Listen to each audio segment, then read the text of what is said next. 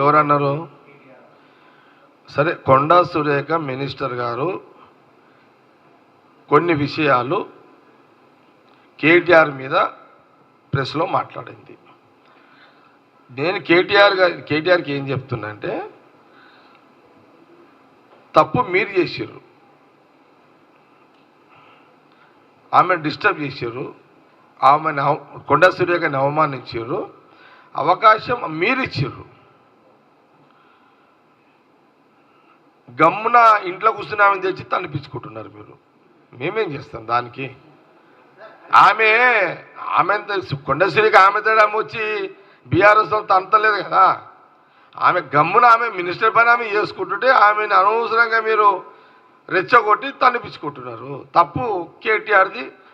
నైతికంగా ఈ విషయంలో 101% కొండా సురేఖ గారిని డిస్టర్బ్ చేసి వాళ్ళు ఆమె లైనే కరెక్టు.